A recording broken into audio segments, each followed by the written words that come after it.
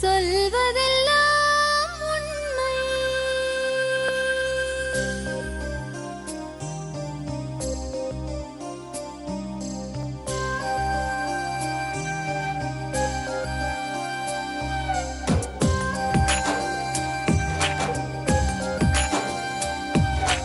நிழலாய் வழிந்தோடும் ஒரு விழியின் கதையில் மெலிதாய் ஒரு சோகம், அதை அறிவார் எவரோ. பழுதாய் அலைந்தோடும் ஒரு வாழ்க்கை படகை முழுதாய் கரை சேர்க்கும் வழி சொல்வார் எவரோ. சொல்வதெல்லாம் உண்மை.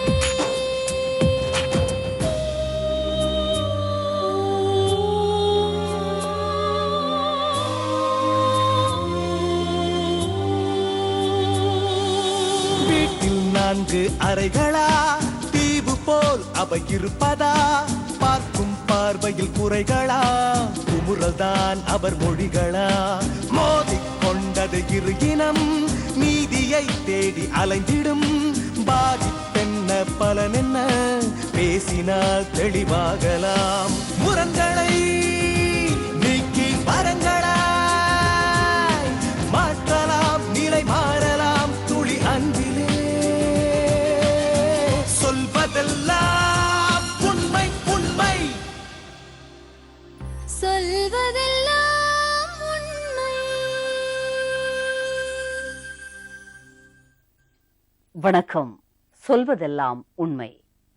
நேர்களே, ஒரு இளம் தம்பதி 2 சிறு சிறு குழந்தைகளோடு வீட்டுல வாழ முடியாம உயிருக்கு பயந்து, எந்த தவறுமே செய்யாம ஆனா உயிருக்கு பயந்து, சென்ட்ரல் ரயில் நிலையமோ கோயம்பேடு பஸ் நிலையமோ பிளாட்ஃபார்மா கடந்த 4ஆம் தேதியிலிருந்து ஓட்டமா ஓடிட்டு இருக்காங்க. எப்படியாவது எங்களுக்கு பாதுகாப்பு வேணும், எங்க உயிருக்கு அச்சுறுத்தல் இருக்கு, கதறாங்க. என்ன காரணம்? அவங்க எந்த தப்புமே பண்ணல, அவங்க வாழ்க்கையில எந்த குறையுமே இல்லை. பிறகு என்ன நடந்தது? ஏன் அப்படி வந்திருக்காங்க? பேசி பார்க்கலாம். சொல்வதெல்லாம் உண்மை. அவங்களுக்கு என்ன செய்ய முடியுமோ அதை செய்ய ட்ரை பண்ணுவோம். இப்படி குழுவாக வந்து இவர்களை ஏன் மிரட்டுகிறார்கள்? மிரட்டும் குழுவிற்கும் இந்த குடும்பத்திற்கும் என்ன சம்பந்தம்? இவர்கள் எதற்காக நம்மை தேடி வந்திருக்கிறார்கள்? இவர்களுக்கு நம்மால் என்ன செய்துவிட முடியும்? தொடர்ந்து பாருங்கள்.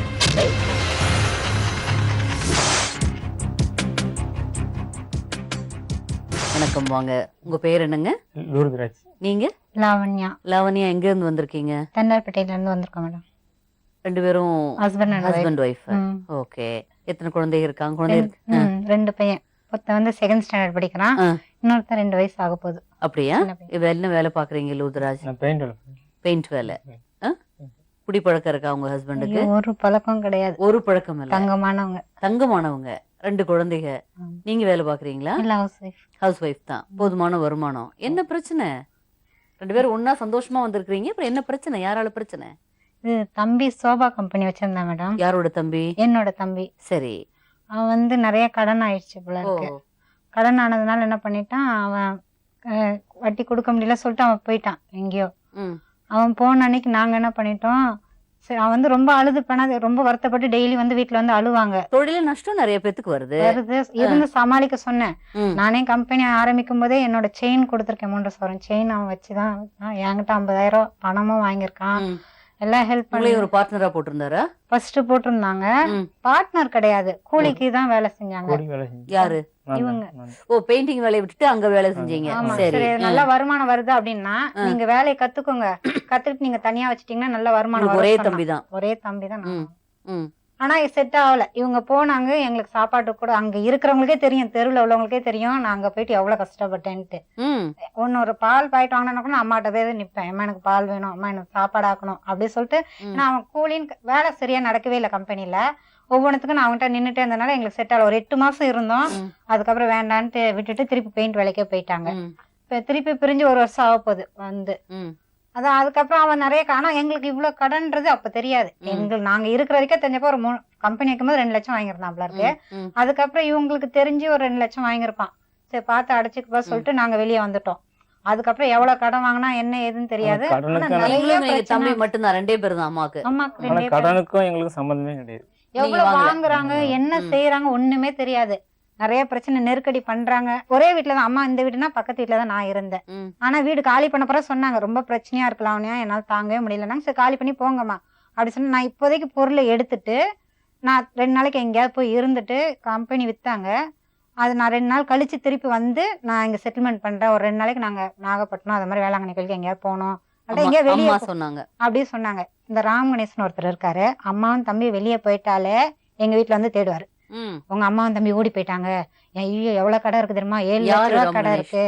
அது ஒரு புரோக்கர். தம்பிக்கு எப்படி நஷ்டமாச்சு லாவண்யா? அது எப்படி நஷ்டமாச்சுன்னு எனக்கே தெரியல. தொழில நஷ்டம் பல வகையில வரும். இவருடைய தவறு எதுவும் இருக்கா? இவரோட தவறுனா நிறைய வட்டி கடன், நிறைய வட்டிக்கு வாங்குனாங்க. அது மட்டும் தெரியும் எனக்கு. சொந்தமா முதல் போடுறது கிடையாது. வியாபாரம் நடக்குதோ இல்லையோ அதுக்கேத்த மாதிரி எப்படின்னு தெரியல, நிறைய ஆனா வாங்குனாங்க. எந்த நேரம் கையில காசு இருக்கும், கடன் கொடுத்துட்டே இருப்பாங்க. அப்ப நீங்க வண்டலூர் கிளம்பிட்டீங்க. ஆமா. ஆனா இவங்க எவ்வளவு அட்வைஸ் பண்ணுவாங்க. மாசம் வட்டி 50,000 40,000 கட்டுவாங்க. அவங்க இவ்வளவு வட்டி கட்டி உங்க வருமானம் 50,000 வருதா மாசம், எவ்வளவு அட்வைஸ் எல்லாம் பண்ணும். அவங்க சமாளிச்சிரும் எனக்கு கம்பெனி நடக்குதுன்னா போயிட்டோம் வண்டலூருக்கு போய் அப்படின்னு போயிட்டு இருக்கோம். அன்னைக்கு அம்மாவும் தம்பியும் கிளம்பிட்டாங்க, நீங்களும் பயந்துகிட்டு நான் பண்ண தப்பு உண்மையிலேயே மேடம் அது ஒண்ணுதான். அவங்க போன அன்னைக்கு நான் போனது பெரிய தப்பு. நான் இன்னைக்கு வரைக்கும் அதோட நான் வீட்டுக்கே போல. எவ்வளவு நாள் ஆச்சு இது நடந்தது? 4ஆம் தேதி நடந்தது இது. 4ஆம் தேதி காலையில நான் வீட்டை விட்டு வெளியே வந்து இன்னைக்கு வரைக்கும் நான் இன்னும் போல வீட்டுக்கே போல. நான் நானும் என் பிள்ளைங்கள பிளாட்ஃபார்மா தூங்கிட்டு. எங்கெங்கெல்லாம் தங்குனீங்க? ஃபர்ஸ்ட் வந்த அன்னைக்கு இப்படி உடனே போன் மேல போன் வரவே பயந்துட்டாங்க. ஆமா, போன் மேல போன் வரவே பயந்துட்டோம். நானு ஐயோ ரொம்ப பிரச்சனை ஆயிடுச்சு பிள்ளை இருக்கு, இனிமே நம்ம வீட்டுக்கு போனா நம்மள ரொம்ப டார்ச்சர் பண்ணுவாங்க சொல்லிட்டு நான் பயந்துட்டு என்ன பண்ணிட்டோம், வீட்டுக்கு போனா இப்ப ஆனா கூப்பிட்டாங்க உங்க அம்மாவை காணோம் இல்லைன்னா உன்னை பிடிப்போம் அப்படின்னு மாத்தி எல்லா கடைக்காரங்களும் உடனே எங்க செல்லுக்கு போனோம். பயந்துட்டு என்ன பண்ணிட்டோம், சென்ட்ரல் அங்க இருந்து போகவே இல்லை. பாதிலே எங்க கிண்டியில ரயில்வே ஸ்டேஷன்ல ஏறி சென்ட்ரல்ல வந்து இறங்கி சென்ட்ரல்லே உட்காந்தாச்சு. நாங்க எங்களுக்கு வீட்டுக்கு போக பயம். நானும் என் பிள்ளைங்களும் ஒரு சின்ன பேக்கோட வந்து உட்காந்துட்டு இருக்கோம். அதுக்கப்புறம் சரி காலையில போலாம், இந்நேரத்துல போனா ஒரு நடுராத்திரில போயிடலாம் அப்படின்னு சொல்லிட்டு பயந்து போய் இருந்தோமா. கரெக்டா 2 மணிக்கு எங்க அக்கா பையன் என்னோட ரூம்ல எங்க கூட தங்கிட்டு இருந்தான். அவன் போன் பண்றான், சித்தி உங்க பைக் எல்லாம் தூக்கிட்டு போயிட்டாங்க, ஹவுஸ் ஓனர் வீட்டை கூட்டிட்டு என்னை வெளியே தரத்திட்டாங்க, நான் வெளியே ரோட்ல தான் நிக்கேன் அப்படி சொல்லிட்டு எங்க அக்கா பையன் தினேஷ் ஒருத்தன் எங்க கூட ஷேர் பண்ணியிருந்தான். வாடகை கொடுத்துட்டு நாங்களும் அவனும் ஒன்னாதான் இருந்தோம். அப்படி சொல்லுமே எனக்கு கூட கொஞ்சம் பயமாயிடுச்சு. இப்படி பண்றாங்களே நம்ம இல்லைன்னா இப்ப நம்ம நேர்ல போனா கண்டிப்பா அவன் வந்தாதான் நமக்கு பிரச்சனை. ஃபர்ஸ்ட் தம்பி வந்தாதான் நம்ம இனிமே வீட்டுக்கு போக முடியும், இல்லைன்னா நம்மள அடிச்சிருவாங்க போல இருக்கு. பைக்கை தூக்கிட்டு போறாங்க ரோடெல்லாம். நீங்க எதுலயுமே சைன் போடல, நீங்க கை நீட்டி எந்த பைசாவும் வாங்கல, அப்புறம் உங்களை எப்படி பிடிக்க முடியும்? சிவாஜின்னு ஒருத்தர் இருக்காரு, அவர்கிட்ட வந்து எனக்கு ஒரு வருஷத்துக்கு முன்னாடி ஒரு ஆபரேஷன் நடந்தது. அந்த டைம் வந்து நான் பார்த்துட்டு செலவு பண்ணி என்னோட சீட்டு காசு தான். ஆனா அந்த சாக்க சொல்லி இவங்க 25,000 வாங்கினாங்க கையெழுத்து போட்டு. அத வந்து அதுக்கு ஐடியா கொடுத்தது ராம் கணேசன்றது. வாங்க சொன்னாங்க. அதான் தம்பிக்கு அந்த நேரத்துல காசு தேவைப்பட்டது. இன்டியூஸ் பண்றாங்க உங்களை. இது மாதிரி எல்லாம் நடக்குதா? அதாவது தேவையில் இருக்கிறவங்களே அவங்க வேண்டான்னு இருந்தா கூட அவங்கள வாங்குன்னு சொல்லி அவன் அழுதுட்டான் கஷ்டப்பட்டான்னா உடனே வருத்தப்படுவேன். அழுதுட்டான் அவனுக்கா எதனா செஞ்சிடும் தம்பியாச்சு அப்படின்னு சொல்லிட்டு அழுது கேட்கும்போது நம்ம ஜாமீன் தானே கேக்குறாங்க, அவன் கடன் கொடுக்க போறான், என்ன இது போட்டு கொடுத்தா என்ன சொல்லிட்டு ஒரு 25,000 வாங்கி கொடுத்தாங்க கையெழுத்து போட்டு. வார தண்டல் சொல்லிட்டு 25,000 வாங்கினா வாரம் 2,500 ரூபாய் கட்டணும். மை காட், அந்த வாரம் 26 ரூபாய்க்கு வாரத்துக்கு 2,500 ரூபாய், மாசம் 10,000 ரூபாய் வட்டி. 25,000 வட்டி இல்ல மேடம், தண்டல். அந்த 25,000 கட்டிடணும், திருப்பி கொடுக்கறது. சரி சரி. அந்த 25,000 கெட்டலன்னா ஒரு வாரம் தவறிச்சுன்னா அந்த 1000க்கு 160 ரூபாய் வட்டி. இப்ப 2,500 ரூபாய்க்கு எவ்வளவு கணக்கோ அடுத்த வாரம் அந்த அமௌண்ட்டும் சேர்த்து கொடுக்கணும், இந்த வட்டியும் சேர்த்து கொடுக்கணும் போல இருக்கு. அதை எப்படி கட்டினாலும் தெரியல, தம்பிக்கு தான் தெரியும் அது டீடைல்ஸ். தண்டல் வட்டி, மீட்டர் வட்டி, கந்து வட்டிக்கு வாங்கியிருக்காரா? எல்லாமே வட்டி தான். எப்படி இப்போ அன்னைக்கு சென்ட்ரல்ல தங்கணும் ஒரு நாள், சென்ட்ரல் தங்கின உடனே மறுநாள் காலையில ஒரு அட்வொகேட்டை பார்த்தேன். நான் அட்வொகேட் ஆபீஸ்ல வேலை பார்த்ததுனால உடனே ஒரு தெரிஞ்ச அட்வொகேட் போன் பண்ண அவர் வர சொன்னாரு. ஆபீஸ்க்கு 9 மணிக்கு போனோம். நான் போன உடனே இந்த சிவாஜின்றவங்க வர வச்சுட்டாங்க. ஆனா நாங்க அங்க போறதுக்கு முன்னாடியே எங்க மச்சான் இவங்களுடைய அண்ணன் எங்க அக்கா பையனை ஒரு நாள் ஃபுல்லா ரோடா இழுத்துட்டு போய் அசிங்கப்படுத்திருக்காங்க. அவங்க அவன் வாங்கின கடனுக்கு எனக்கு உண்மையிலே இப்ப அவன் மேல பாசமே இல்லைங்க, வெறுத்து போச்சு எனக்கு அந்த அளவுக்கு. அவனால நான் இப்படி சீரழியும் நினைக்கவே இல்லை.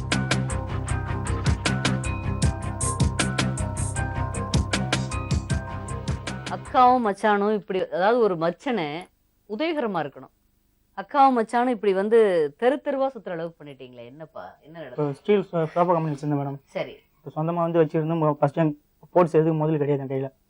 நான் வந்து கடன் வாங்கி தான் செஞ்சேன். அக்கா செயின் 50,000 கொடுத்தாங்க, என் சீட்டு காசு 50 இருந்தது. மேற்கொண்டு ஒரு ரூபா வந்து வெளியே வாங்கி தான் போட்டு செஞ்சேன். செஞ்சு நல்லா தான் வியாபாரம் போயிட்டு இருந்தது. நடுவில் கொஞ்சம் டவுன் ஆனோன்னா வட்டி கட்ட முடியல என்னால். இப்போ அதனால தான் இப்போ காசுலாம் லாக் ஆகி போச்சு. அவங்க அந்த வட்டியாக போட்டு எல்லாம் அப்படியே ஏற்றி வச்சிட்டாங்க. மொத்தம் எவ்வளவு வாங்கியிருப்பீங்க கடன்? நான் ஃபர்ஸ்ட் வந்து ஒரு 2 ரூபா தான் வாங்கியிருந்தேன். ஃபர்ஸ்ட் தொழில் ஆரம்பிக்கிறப்ப 2 லட்சம் ரூபா வாங்குனீங்க. அவங்களுக்கு எவ்வளவு எத்தனை வட்டிக்கு வாங்குனீங்க? அது 12 பைசா வட்டி. அது பேர் என்ன, கந்து வட்டியா மீட்டர் வட்டியா, அது என்ன தண்டலா? கந்து வட்டி. கந்து வட்டி. என்ன ரேட் ஆஃப் இன்ட்ரெஸ்ட் அது? 12 பைசா வட்டி. 1 லட்சத்துக்கு 12 பைசா. 1 லட்சத்துக்கு 12 பைசா. எப்படி மாசமான 12 பைசா 12,000 கட்டணும் மாசம். 1 லட்ச ரூபாய்க்கு 12,000 ரூபாய். 12,000 ரூபாய் கட்டணும் மாசமானா. அது ரீபேமெண்டா இல்ல வட்டி மட்டுமா? வட்டி மட்டும், அசல் போகாது. அசல் அப்படியே தான் இருக்கும். எப்படிப்பா அதுக்கு மேல லாபம் பார்க்க முடியுமா? அப்புறம் கொஞ்சம் கொஞ்சமா அவங்க மொத்தமா யார்கிட்ட வாங்கலாம் மேடம். ஃபர்ஸ்ட் ஒரு 30,000 வாங்குவேன், திருப்பி வேலைக்கு. சரி, எவ்வளவு கொடுத்தீங்க திருப்பி இது வரைக்கும்? இது வரைக்கும் அசலுக்கு மேல இப்போ ஒரு வருஷமா வட்டி கட்டியிருக்கேன். மொத்தம் அவங்ககிட்ட வந்து திருப்பி கொஞ்சம் கொஞ்சமா வாங்கி 3 லட்சம் ஆகி போச்சு. அது 3 லட்சத்துக்கு 36,000 கட்டியிருக்கேன் மாசமான வட்டி. ஒரே ஆளு மட்டும். அது 3 வருஷமா 1.5 வருஷமா கட்டியிருக்கேன். அசலுக்கு மேலே போயிடுச்சு. இப்போ அசலுக்கு மேலே போயிடுச்சு. இப்போ அது வந்து மொத்தமா வாங்கி தான் நம்ம தப்பு. கொஞ்சம் கொஞ்சமா தான் வாங்கினாங்க. அப்புறம் திருப்பி அதுக்கும் பத்தாதுன்னு சொல்லிட்டு இப்போ வேலையும். சரி, அது வாங்கினீங்க. இவங்க 2 பேர்த்துடைய நிலைமையை இப்படி ஆக்கிட்டீங்களே. இந்த அம்மா வயசான காலத்துல உங்க கூட அம்மா வயது கூட கூட்டிட்டு போனீங்களா? எப்படி அம்மாவை விட்டு போயிட்டீங்களா? அம்மாவை கொடுத்தாங்க. அம்மாவை கொடுத்தாங்க. இவங்க 2 பேரும் இவ்வளவு சிரமப்பட்டது, அந்த குட்டி பசங்களை வச்சுக்கிட்டு சிரமப்பட்டது உங்களுக்கு தெரியுமா தெரியாதா? அதெல்லாம் சொன்னாங்க. தெரியுமா? தெரியுமா? அவங்க நான் பார்த்தேன் அவங்களே இங்க வந்திருக்கப்போ. இப்போ கஷ்டமா தான் இருந்தது மேடம். அதாவது ஒரு தொழில் ஆரம்பிக்கணும்னு ஆசைப்படுறது, அதுக்கு சில முதலீடுகள் திரட்டுறது, அது வந்து தொழில் நல்லா வர்றது வராம போறது அதெல்லாம் சகஜம். ஆனா ஓடி போலாமா விட்டுட்டு? அது இவங்க எல்லாத்தையும் சிக்கல்ல விட்டுட்டு அவங்களுடைய பிரதருக்கு, இவங்க நாத்தனாருக்கு, யாருக்கெல்லாம் பிரச்சனை பண்ணிட்டு போயிருக்கீங்க? உங்க அக்கா வீட்டுக்கு, அக்கா குழந்தை பசங்களுக்கு ஓடி எல்லாம் போக மேடம். பக்கத்துல ஃப்ரெண்டு மூலமா அவங்க போன் பண்ணி சொல்லிட்டு தான் போனேன். வீடு காலி பண்ணாங்க. இப்ப ஆனா அவங்க வந்து சீட்டு காசுலாம் கொடுத்துட்டு நான் சொல்லிட்டு தான் போனேன். இந்த மாதிரி நான் எங்கேயும் போகல, இங்கே நகரில் தான் இருக்கேன், அதனால என் ஃபோன் நம்பருக்கு கான்டாக்ட் பண்ணி ஒன்றும் பிரச்சனை இல்லை அப்படின்னு சொல்லிட்டு தான் போனேன். அதுக்குள்ள மறுநாள் கொஞ்சம் வெளியே போக வேலைன்னு சொல்லிட்டு வீடு பக்கத்தில் ஷிஃப்ட் பண்ணிட்டு நான் வெளியே போயிட்டேன். அது ஒரு நாள் கேப்பில் அதுக்குள்ள இங்கே எல்லாம் பொருளை கிளப்பி விட்டாங்க. பையன் இது மாதிரி ஓடி போயிட்டான், அவன் இவ்வளோ கடனை வச்சு ஓடி போயிட்டான், ஒரு பொண்ணு வேற கூட்டு போயிட்டான்னு சொல்லி பொருளை கிளப்பி விட்டாங்க. என்னமோ நம்ம இப்படி போயிட்டா பொண்ணு மாப்பிள்ளையும் பாதிக்கப்படுவாங்கன்னு உங்களுக்கு தெரியுமா தெரியாதா? அவங்களால அவங்க வந்து எங்களுக்கு ஜாமீன் போட்டு ஒரு தடவை வாங்கி கொடுத்தாங்க, அதை நாங்கள் கெட்டிட்டோம். அதனால அவங்கள யாரும் கேட்க மாட்டாங்க. அப்படி இருந்தாலும் சொல்லியிருக்கணும் இல்லையா மகள்கிட்ட? எல்லாத்துக்கிட்டையும் சொன்னேன், உங்களுக்கே சொன்னேங்கிறீங்களே. சொந்த மச்சானுக்கு அக்காவுக்கும் தெரியணுமா? சொன்னா கூட நம்ப மாட்டேங்கிறாங்கல்ல. அவங்க பொண்ணுக்கு தெரியும் அவங்க அம்மா எங்க இருக்காங்கன்ற தெரியும். போன் பண்றவங்க அவங்க அம்மா எங்க இருக்காங்க உனக்கு தெரியும், உன்னை பிடிச்சா எனக்கு தெரியும் அப்படி மிரட்டுறாங்க எல்லாம். ரொம்ப மிரட்டு. அசிங்க நீங்க போன் எடுக்கிறீங்க, அவர்கிட்ட கொடுக்க வேண்டியதானே? அவங்க கிட்டேதான் அசிங்கமா பேசுறாங்க. எவ்வளவு பொண்டாட்டி வாங்கி தின்றுப்பா அப்படிங்காங்க. நான் என்ன நான்லாம் அவங்க காசு என்ன பேசி தேவையில்லாத வார்த்தையெல்லாம் கேட்டோம். எப்படி உங்களுக்கு நஷ்டமாச்சு? இப்ப மொத்தம் எவ்வளவு கடன் இருக்கு உங்களுக்கு?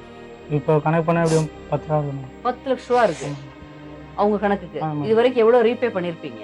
அத ஃபுல்லா வட்டி தான் மேம் கொடுத்து. அசல் மேல வட்டியா எவ்வளவு கொடுத்திருக்கீங்க இது வரைக்கும்? 10 லட்சம் மேலே போயிருக்கு மேம் கணக்கு பார்த்தா. 10 லட்சம் ரூபாய் அசல் இருக்கு, ஆனா 10 லட்சம் ரூபாய்க்கு மேல வட்டி போயிருக்கு. வட்டி கொடுத்துருங்க. சரி, ஏதோ ஒரு டைம்ல அது உஷாராயி டக்குனு ரீபே அதுல இருந்து வெளியில வர ட்ரை பண்ணி மேடம் அப்படிதான் பண்ணலாம் ஐடியா பண்ணேன். இப்போ ஒரு திருப்பி ஒரு 50 கைக்கு வருது மேடம். இதை போட்டு நம்ம எப்படியாவது முயற்சி பண்ணி கொடுத்தலாம். இதை திருப்பி ஒரு 50 கைக்கு வரும், திருப்பி இதை போட்டு முயற்சி பண்ணி கொடுத்தலாம். பார்த்தா அப்படி உள்ள போய் லாக் ஆயிடுச்சு மேடம் பண்ணலாம். அதனால தான் புரியுது.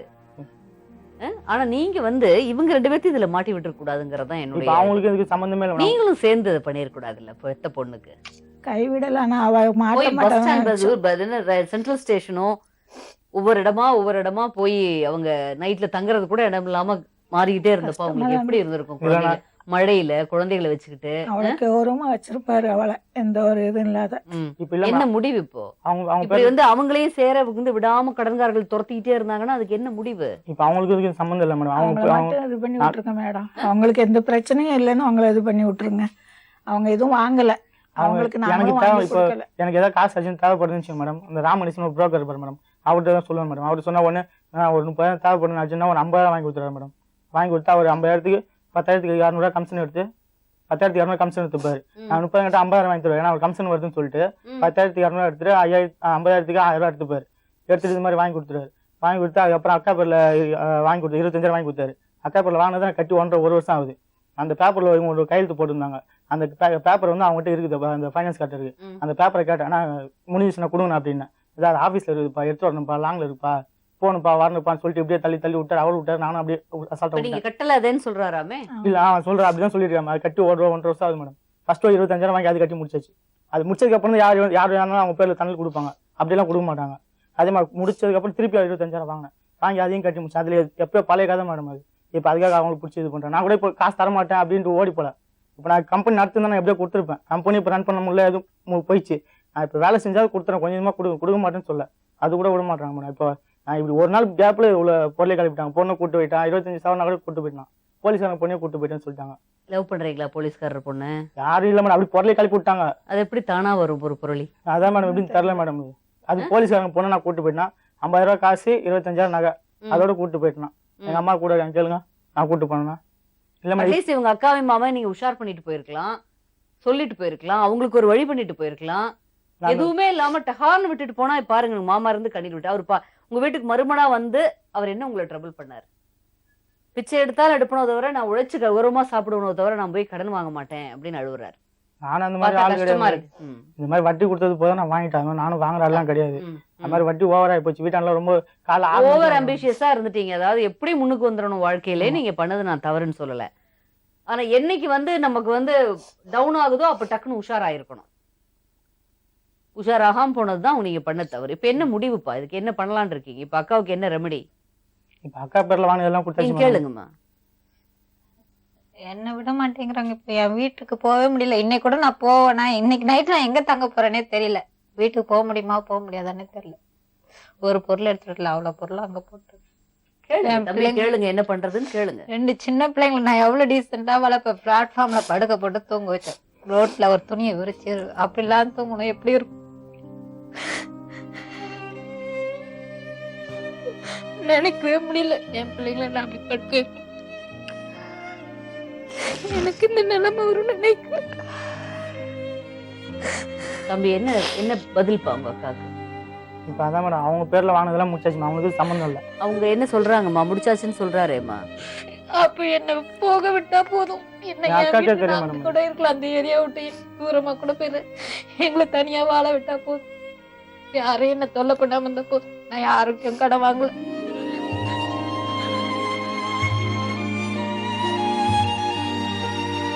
நான் இத்தனைக்கும் இவ்வளவு வாங்கி இவ்வளவு ரொட்டேஷன் பண்ண மேடம். வட்டி கொடுத்தேன், தொழில் பண்ணேன், எவ்வளவு ரொட்டேஷன், கையில எவ்வளவு காசு வந்து போச்சு. அவ்வளவு வந்து போனப்போ அக்காவுக்கு நீங்க ஒண்ணுமே பண்ணலையா?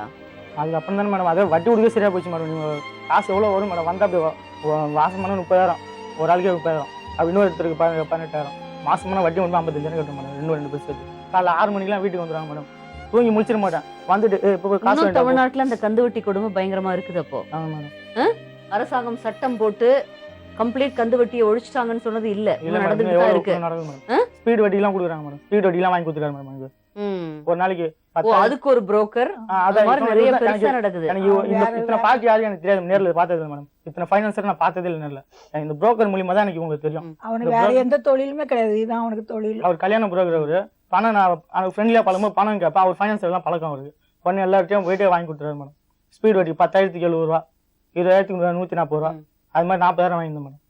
ஒரு தொழில் பண்ற டக்குன்னு ஒரு ஸ்குரு, ஒரு ஆணி வாங்கணும். வேலைக்கு ஒரு சோஃபாவுக்கு ஒரு ஆணி அடிக்கணும், ஒரு ஸ்குரு வாங்கணும். அது போய் நடந்து போனேன். அது அவ்வளோ தூரம் போவேன். பைக் கூட வாங்க முடியல. அவ்வளோ இது மேடம் கஷ்டம்.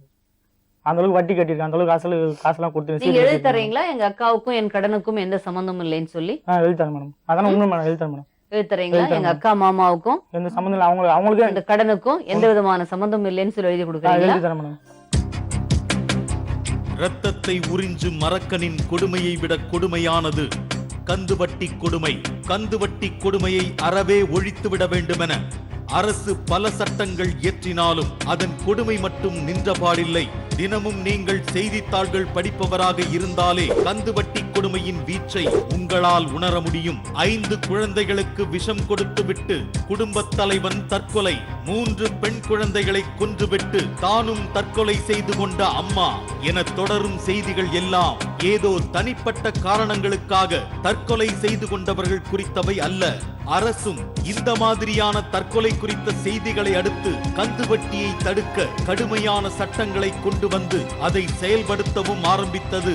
இடையில் இந்த விவகாரத்தில் ஏதோ தொய்வு ஏற்பட்டதோ என்னவோ, மீண்டும் கந்துவட்டி அரக்கன்கள் கைகளில் கொடிய ஆயுதங்களோடு புறப்பட்டு விட்டனர். அப்படிப்பட்ட ஒரு கதைதான் இந்த கதையும். தொழில் துவங்க ஆசைப்பட்ட ரூபன் கடன் வாங்கியது உண்மைதான். ஆனால் அவரை கந்துவட்டி கொடுமையில் சிக்க வைத்தவர் இந்த புரோக்கர். 1,00,000 ரூபாய்க்கு மாதம் 16,000 ரூபாய் வட்டி என்பது கந்துவட்டி கொடுமையல்லாமல் வேறு என்ன? அதிலும் கொடுமை என்னவென்றால், தான் வாங்கிய பணத்தை விட அளவுக்கு அதிகமாகவே வட்டியாக கட்டி முடித்து விட்டார் ரூபன். இப்போது ரூபன் மீது சட்டப்படியான நடவடிக்கை எடுக்க அவருக்கு கடன் கொடுத்தவர்களுக்கு எல்லா விதமான உரிமையும் இருக்கிறது.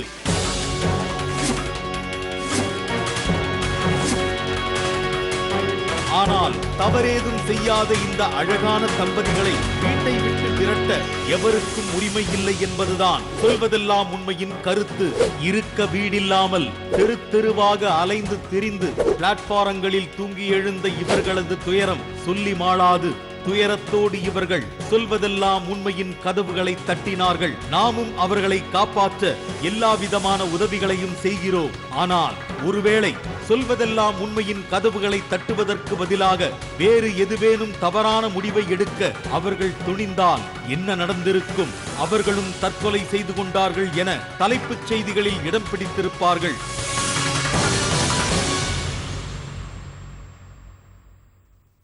இவ்வளவு பேத்துக்கு வாங்குனீங்களா தம்பி? 25 பேரு, இன்னும் பாதி பேர் வரல மேடம். 25 பேர் வந்திருக்கோம் மொத்தம். 25 பேருக்கு தரணும் மேடம் இவங்க தான் 12 பைசா வட்டி விட்டது. 30 ரூபாய் வட்டிக்கு எப்படி போய் பேசுறாங்க பாருங்க மேடம். மேடம் உண்மை இந்த மேடம் சீட்டை- 12 பைசா வட்டி விட்டாங்க மேடம். 3 லட்சம் கொஞ்சமா தான் வாங்கினேன். மாசம் 36,000 கட்டணும் மேடம். மட்டும் எப்படி இருக்கு பத்தியா இதெல்லாம்? கந்துவட்டி சட்டப்படி தப்பு இல்ல. எல்லாருமே அது 8 பைசா 10 பைசா வட்டி மேடம். 12 பைசா வரைக்கும் ஃபைனல். எல்லாம் லேடிஸா இருக்காங்க இத்தனை பேரும். லேடிஸ் கிட்ட தான் இந்த அம்மா தான், அந்த தம்பி வாங்கல, இவங்க தான் வந்து வீடு வீடா வாங்கினது. இவங்க 2 பேரும் இதுக்கும் அதுக்கும் சம்மதம் இல்லைங்கிறாங்க. கம்ப்ளீட். நாங்க வந்து எங்களுக்கு அம்மாவும் தம்பியும் போனது கூட எங்ககிட்ட சொல்லாம போயிட்டாங்க அப்படின்னு சொல்லி பயங்கரமா குழந்தைகளை வச்சுக்கிட்டு மழையில பிளாட்ஃபார்மா இருக்கிறோம், எங்களால முடியலன்னு எழுதுறாங்க.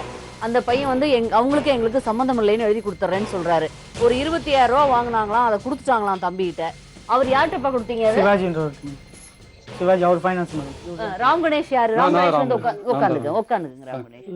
இப்போ 10,000 கேட்டா 20,000 வாங்கி கொடுப்பீங்களாமே? உங்களுக்கு உங்களுடைய கமிஷனுக்காக அதிகம் வாங்கி கொடுப்பீங்கன்னு சொல்றாங்க. தேவைக்கு கேட்டுதான் வாங்கி கொடுத்தேன். கம்பெனி எடுக்க, பஞ்சு எடுக்க, பைப் எடுக்கன்னு பணம் கேட்டதுல கிட்டத்தட்ட 4,20,000 9 பேர்கிட்ட வாங்கி கொடுத்துருக்கேன். சரி சரி. எல்லாருமே இவன் சின்ன வயசுல இருந்து 15 வருஷமா தெரியும் எனக்கு. அவனு சரி. இவன் 5 வயசா ஸ்கூல் போய் அப்பா இவரோட கடன் தெரியும். அந்த பையன் கூட படிச்ச பொண்ணு. சரி. அந்த ஒரு நம்பிக்கையில தான் வாங்கி கொடுத்தேன். எப்போ வந்து கேட்டாலும் வாங்கி கொடுப்பேன். உழைச்சிருக்காரு. எதுல இவருக்கு இப்படி நஷ்டமாச்சுன்னு நீங்க நினைக்கிறீங்க? தெரியல. கம்பெனி ஓவரா ஏதாவது இது பண்ணாரா இல்ல பிசினஸ்ல நேச்சுரலா நஷ்டமா? தெரியல மேடம். கேட்ட நேரம் தான் வாங்கி கொடுப்பேன். வட்டி அதிகமா கட்ட மேடம். 12 பைசா வட்டி வாங்கி எப்படி ஒரு பையன் ஒரு சொத்து வந்து ஒண்ணுமே இல்லாம எப்படி முன்னுக்கு வர்றது? அவ்வளவு பெரிய பிசினஸா பண்ணீங்க. நீங்களாவது வேண்டாம்னு சொல்லிருக்கலாம்ல. இல்ல நான் சொன்னேனே, அவங்க அம்மா கூட கேட்பாங்க, அவன் தம்பியா தான் வாங்கி கொடுக்க மாட்டேன், அவன் யாருமே இல்லையே அப்படின்னு கேட்பாங்க. கேட்டீங்களா இல்லையாக்கா? இல்ல மேடம் அவரே கடைசியா 2 லட்சம் வாங்கி தரேன்னு சொன்னாரு. நான் அது நோட் போனதுக்கு அடுத்த நாள் இன்னைக்கு எஸ்கேப் போனான் பாத்தீங்களா, அன்னைக்கு அடுத்த நாள் காலைல ரூபன் நைட் 12 மணிக்கு. அதாவது கந்து வட்டி சட்டப்படி குற்றம். கந்து வட்டி இல்ல, இது கந்து வட்டி தான். நீங்க சொல்றத பார்த்தா எல்லாம் 16 பைசா 12 பைசா 2 லட்சம் வந்து வட்டி வாங்கி தரேன் சொல்லல. மீட்டர் வட்டி கந்து வட்டி போல இருக்கே. பார்ட்னர் ஆக்குறேன்னு சொன்ன ஒரு அட்வொகேட் ஒருத்தர் கிட்ட பணம் வாங்கி தரேன்டா, அவர் ஆண்டி கேட்டு கால இல்ல. இவன் போற நைட்டு 12 மணிக்கு போன் பண்ண, ரூபன் கவலைப்படாதடா, சொன்ன கேளுங்க, கவலைப்படாத, நான் உனக்கு நாளைக்கு அண்ணன் கூட்ட 2 லட்சம் வாங்கி தரேன், நீ மறுபடியும் கம்பெனி நடத்துன்னு சொன்னானே. இவன் அதோட நான் போற அன்னைக்கு நைட்டு 12 மணிக்கு எனக்கு போன்ல பேச நானே. விடிய கால நான் வீட்டுல இருந்து வரேன், அந்த விட்டுட்டு அண்ணன் போனீங்க. அவங்க 2 பேரும் நீ கண்ணீர் விட்டுக்கிட்டு வீதி வீதியா போயிட்டு இருக்கிற மாதிரி பண்ணிட்டீங்களேப்பா. அதையாவது நீங்க அக்காவையும் மாமாவையும் அதுல சிக்க வைக்காமையாவது போயிருக்கலாம்ல. நான் அதான் மேடம் இப்போ சொன்னேன், விட்டுட்டுலாம் எங்கேயும் போல மேடம். ஒரு இடத்துல ஷிஃப்ட் பண்ணேன், வெளியூர் தான் ஷிஃப்ட் பண்ணேன். பண்ணி திருப்பி வந்து கம்பெனி வந்து நடத்த முடியல. இல்ல ராம் கணேஷ், நீங்க கூட இருந்து பாத்திருக்கீங்க. இந்த பையன் வந்து உண்மையிலேயே தொழில் நஷ்டத்துலதான் கட்ட முடியலையா, இல்ல வேற ஏதாவது ஒரு தவறு பண்ணி அந்த மாதிரி எக்ஸ்ட்ராவேகண்டா ஏதாவது பண்ணிட்டாருன்னு நினைக்கிறீங்க? கம்பெனி நல்லா தான் போயிட்டு இருந்துச்சு. நான் பார்த்த வரைக்கும் நல்லா போயிடுச்சு. ஆந்திராக்காரன் செட் அனுப்புவோம், நல்லா மொத்தமா லோடு அனுப்புவோம். சரி. அந்த நம்பிக்கையில தான் நான் வாங்கி கொடுத்தேன். பணம் எந்த வழி போச்சு எனக்கு தெரியாது. எப்படி போச்சுப்பா பணம்? அப்போ எனக்கு தெரியும், எனக்கு எந்த கட்ட வழக்கு எதுவும் கிடையாது மேடம். எனக்கு வட்டியில தான் போயிடுச்சு மேடம். எல்லாம் நான் பைக் கூட இல்லை மேடம். சொல்றேன் மேடம், இத்தனைக்கு நான் பைக் நடந்து தான் சுத்துறேன் நான் ரோட்ல. இவ்வளவு பணம் இத்தனை பேர்ட்ட வாங்கினா அறவே அவங்களுக்கு பணம் இல்லாதப்ப சரி நம்ம கந்து வட்டிக்கு இல்ல நார்மல் வட்டிக்கேன்னு இருக்கணும். ஒண்ணுமே சொத்து பத்தும் இல்ல, தொழிலும் டோட்டலா நஷ்டம் ஆயிட்டவங்கள நீங்க எப்படி திருப்பி ரீபே அது வாங்குவீங்க, வாங்க ட்ரை பண்ணுவீங்க? இல்ல உழைப்பு பையன் இவன் இப்ப இல்ல ரோட்ல சுத்த மாட்டான், யாரும் எந்த பசங்க கூட நிக்க மாட்டான், சினிமா சுத்த மாட்டான். கடுமையா ஒரு நல்ல ஒரு முயற்சி கம்பெனிக்கு முன்னாடி விடிகால 5 மணிக்கு போனா நைட்டு 11:30 மணி தான் வருவான். ஒருத்தர் வேலை செஞ்சுட்டான். இல்ல இப்ப நான் கேக்குற கேள்வி, இன்னைக்கு வந்து அவருக்கு இன்னும் 10 லட்சம் ரூபாய்க்கு மேல, அதாவது 10 லட்சம் ரூபாய்க்கு மேல வட்டியை கட்டி இருக்காராம், இன்னும் 10 லட்சம் ரூபாய் அசல் இருக்குது அப்படின்னு சொல்றாரு. இன்னைக்கு அவர்கிட்ட ஒரு பைசா கிடையாது அவரை தவிர. இந்த சூழ்நிலையில நீங்க எப்படி அவரை போட்டு இப்படி குடும்பத்தையே மிரட்டினா எப்படி வாங்குவீங்க? யாருமே என்ன இருக்குது? மிரட்டவே இல்லையா? யாரும் என்ன சொன்னாங்க? எல்லாருமே பண்றாங்க, உங்க அம்மா போனது உனக்கு தான் தெரியும், கண்டபடி பேசுறாங்க, திட்டுறாங்கன்னு எல்லாம் சொன்னீங்க. யாரு பேசுறது? வெங்கடேஷ் அண்ணா பேசுனாங்க, அசிங்கமா பேசுனாங்க. இல்ல இப்ப எனக்கு என்ன தோணுது, ஒண்ணுமே இல்லாதவங்கள மேல மேல அவங்க கொடுத்தே ஆகணும்னு உறவுகளை மிரட்டின நாளைக்கு எப்படி நீங்க அதை ரீச் பண்ணுவீங்க? கொடுத்தவங்க கையில என்ன, இவன் ஒண்ணுமே இல்ல, செக்யூரிட்டி இல்லாம எப்படி குடுக்குறீங்க? யாருமே சொந்த பணத்தை கொடுக்கல. நான் வந்து புரோக்கர். நான் பாருங்க 15-20 நாள் நான் எவ்வளவு பெரிய சூழ்நிலை தான் தெரியுமா. நானு இவன் ஓடி போயிட்டான், இல்ல இவன் நம்பிதான் நான் இருந்தேன். இவங்க 2 பேர்த்து இதுல இருந்து விடுவிச்சிடலாம்னு நினைக்கிறேன். இல்லைங்க, கண்டபடி எதுக்கு பயந்துட்டு இருந்தீங்க? ஏன் பயந்து விட போனீங்க?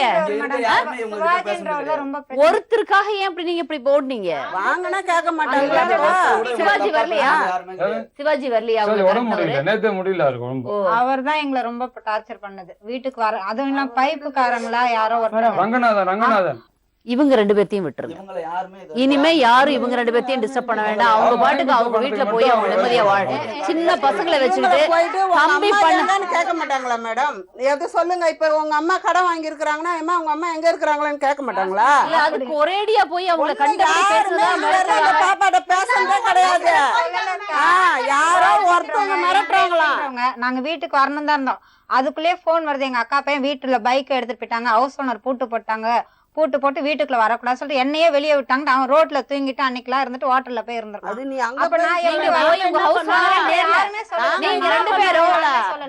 மூஞ்ச வந்து நாங்க பாத்துருக்கிறோமா? என்னக்கே பிரச்சனை பண்ணாங்க. இல்ல அவர் வந்து எழுதி கொடுக்குறேங்கிறாருங்க, எங்களுக்கும் அக்காவுக்கும் எந்த சம்பந்தமும் இல்ல அப்படின்னு சொல்லி. அவங்க 2 பேர்த்தையும் எங்களுக்கு வேணுங்கிறது அவங்க சுருட்டிட்டாங்க. இப்ப அதனால அக்காவை மாமா தனியா விட்டுறாங்களாம். இப்ப எங்களால யாருக்கும் கொடுக்க முடியாது. போய் சொல்லி ரிப்போர்ட் எழுதி வாங்கியிருக்காங்க மேடம். அந்த கம்பெனில வெறும் 30-35 50,000 போட்டுருக்க மேடம். அது வித்தா அவ்வளவுதான் மேடம் போவோம். கம்மி ரேட்டுக்கு ஒருத்தன் வாங்கிருக்கான் மேடம். வெறும் 35,000 தான் கொடுத்து வந்தேன். அந்த அட்வான்ஸ் காசு 40,000 இருந்தது. 40,000 இன்னொரு கடன்காரன் எனக்கு 10 வாட்டி ஃபோன் பண்ணி கேட்டான். அவன் நான் போவே இல்லை, அவனே அங்கேருந்து வாங்கிட்டான் 40,000.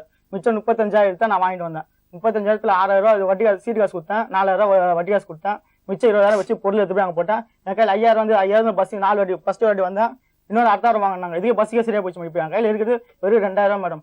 பஸ்ஸுக்கு இதெல்லாம் போடுறது தான் இருக்கு, வேற எதுவுமே இல்லைன்ட்டேன்.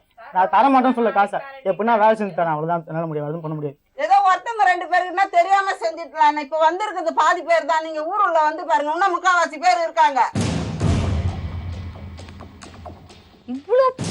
அப்ப நீங்க என்னப்பா எவ்வளவு 1 ரூபாய் இல்லையா? எங்க சேஃப்டி பண்ணி வச்சிருக்காங்க மேடம்? எங்க நிறைய சேஃப்டி பண்ணிருக்காங்க. ஒரு கால் டாக்ஸி எடுத்துட்டு இங்க இருந்து 3 நாள் ஊருக்கு போயிட்டு வந்தாங்க மேடம். அவங்க 10 நாள் போயிட்டு பண்ணா 10 நாள் ஒரு கார் எடுத்துட்டு போக முடியுமா? ரெண்டு வண்டி கார் போறான்னு சொல்லிட்டு நீ சும்மா இருக்க. ஃப்ரெண்டு கொடுத்தா போயிட்டு வரான்னு சொல்லிட்டு ஊர்ல உள்ள 3/4 பேர் இருக்கிறாங்க. இவங்க 2 பேர்த்தையும் கம்ப்ளீட் இதுல இருந்து விடு. ஏன்னா இவங்க 2 பேரும் சொல்லுதெல்லாம் தேடி வந்துட்டாங்க. உங்களை கொண்டு போய் எங்க டீம் விடும். நீங்க 2 பேரும் இன்னைக்கு அவ்வளவு உங்களை யாரும் டிஸ்டர்ப் பண்ண மாட்டாங்க. சிவாஜின்றவங்க கையெழுத்து போட்டு வச்சு கேக்குறாங்க மேடம். அது முடிச்சு 1.5 வருஷம் ஆகுது. அத முடிச்சு 1.5 வருஷம் ஆகுது. இல்ல அது கொடுங்க லாவண்யா, அத பேசிக்கலாம். நீங்க 2 பேரும் எந்திரிச்சு கிளம்புங்க. உங்களுக்கு நீ பிரச்சனை இல்ல, நீங்க வீட்டுக்கு போலாம். சொல்லுதெல்லாம் உண்மை உங்களை கொண்டாந்து விடும். நீங்க போங்க. அவங்க தம்பி வாங்கின கடனுக்கு அவங்க பேசிட்டானா அவனு. நீங்க கிளம்புங்க. நல்லவ மாதிரி பாத்து என்னடா பண்ணுவ? அடிடா வாங்கி கொடுத்து அடிக்க வர செய்தியா நீ? நல்லவ மாதிரி பேசுறியா? 1.5 வருஷம் நான் டேட் வாங்கி பாருங்க மேடம். வாங்கி கொடுத்துட்டு அட பாவி பல்ல கடிக்கிறத பத்தியா? உட்காருங்க, 2-3 பேர் உட்காருங்க. யாரா உட்காருங்க. என்ன தெரியுங்களா, அவர்னால முடியல, நஷ்டம் ஆயிடுச்சு, முடியல. இப்போ இதுல என்னன்னா, சட்டப்படி கந்து வட்டின்னு போச்சுன்னா அது பெரிய குற்றம். உங்களுக்கு தெரியும் தமிழக முதலமைச்சர் போனதுக்கும் போன பீரியட்லயே ரொம்ப கடுமையான ஒரு ஆக்ஷன் எடுத்தாங்க. இப்ப திருப்பியும் அது வந்து மறுபடியும் முடுக்கி விட்டுருக்காங்க. சோ நீங்க வந்து இது நம்ம அதுக்கு மேல கம்பெனி மாத்தி விட்டுட்டு வந்திருக்காங்க. என்கிட்ட 2 லட்சம் ரூபாய் வாங்கி தான் கம்பெனி ஓபனிங் பண்ணாங்க. அட்வான்ஸ் கொடுத்து இருக்க அந்த பையன் எந்த கையெழுத்து வாங்கினா எந்த வீட்டு பக்கம் காசு வாங்கினாங்களா உங்க அம்மா?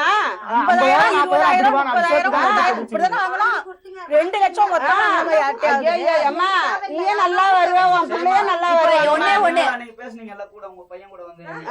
எவ்வளவு கூட ரொம்ப நல்லா ஒரு மணி நேரம் பேசுறேன். டெய்லி 350 ரூபாய் வட்டி கட்டுறேன். டெய்லி 350 ரூபாய் வட்டி கட்டுறேன். ஸ்பீடு வட்டி என்னால கொடுக்க முடியல. அதாவது 10 லட்சம் ரூபாய் கிட்ட வாங்கி இருக்கேன். ஆனா 10 லட்சம் ரூபாய்க்கு மேல இது வரைக்கும் வட்டியாவே கட்டி இருக்கேன்னு சொல்ல வர்றீங்க. சொல்றாங்களா ஓடி போயிட்டாங்க நீ சொல்லாம இல்லாம அப்படி சொன்னேன்.